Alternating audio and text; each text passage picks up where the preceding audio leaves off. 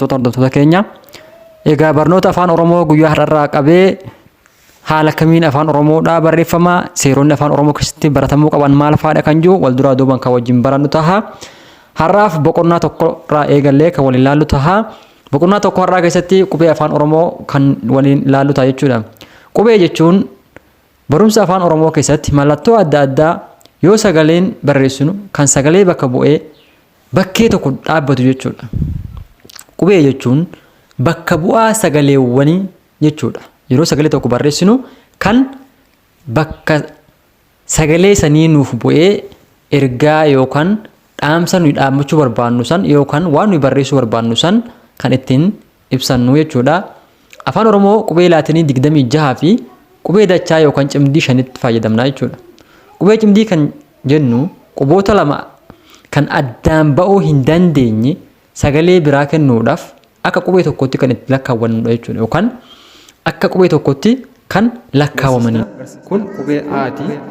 Qubeen A haala margitan kanaan qubee guddaan isaatis qubee xiqqaan isaatis barreeffama jechuudha. Qubeen itti aanu baa jedhama. Baan qubee guddaa isaatis akkanatti barreeffama.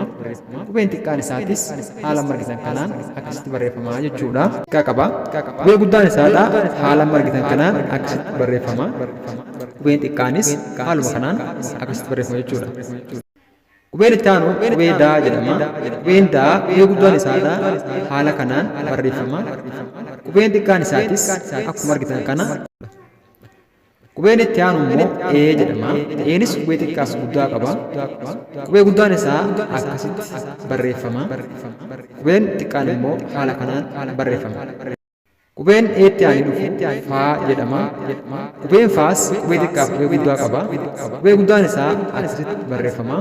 Qubee xiqqaan immoo haala kanaan barreeffama jechuudha. Qubeen itti aanu qubee gaa jedhama. Gaa. Qubeen guddaan haala margitan kanaan akkasitti haala kanaan barreeffama. Qubeen haa jedhama. Guddaan haala kanaan yeroo barreeffamu qubee xiqqaan immoo haala kanaan barreeffama. Qubeen itti aanu ii jedhama. Iin immoo haala kanaan barreeffama. Qubeen xiqqaan immoo haala margitan kanaan akkasitti barreeffama. Jaa yeroo barreessu qubeen guddaan isaa haala kanaan barreeffama. Qubee xiqqaan immoo haala margitan kana akkasitti barreeffama. Qubeen itti aanu kaa jedhama. Kaan qubee guddaa isaati. Qubeen xiqqaan wal fakkaata. Qubee guddaan isaa haala kanaan yeroo barreeffamu qubee xiqqaan isaa immoo akkasitti barreeffama. Qubeen itti aanu laa jedhama.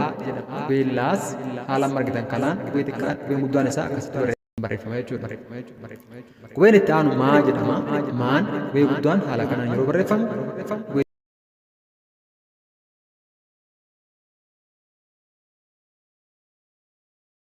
xiqqaan immoo akkasitti barreeffama.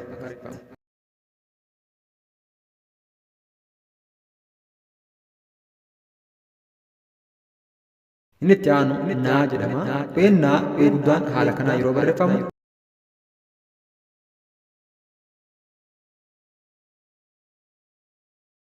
qubee xiqqaan immoo akkasitti barreeffama.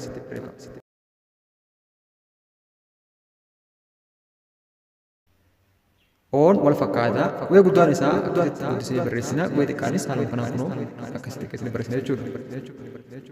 Qubeen itti aanu paa jedhama.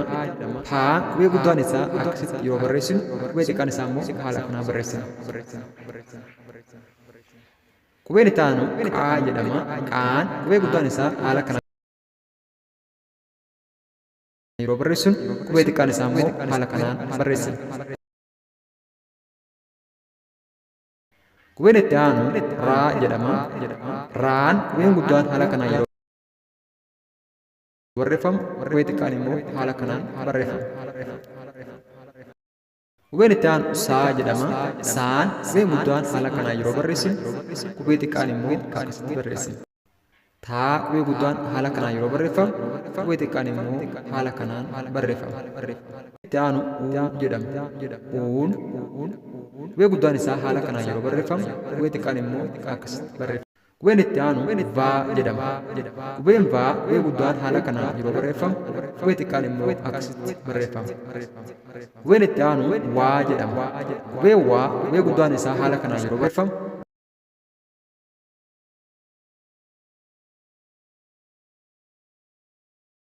qubee xiqqaan immoo akkasitti barreeffama. Qubeen itti aanu xaa jedhama. Qubeen xaa wal fakkaata. Qubee guddaan isaa akkasitti yeroo barreessinu inni xiqqaan immoo haala kanaan barreessinaa jechuudha. Qubeen itti aanu yaa jedhama. Yaan qubee guddaan isaa haala kanaan yeroo barreessinu qubee xiqqaa isaa immoo akkasitti barreessina. Qubeen itti aanu zaa jedhama. Zaan qubee guddaan isaa haala kanaan yeroo barreeffamu qubee xiqqaan isaa immoo akkasitti barreessinaa jechuudha.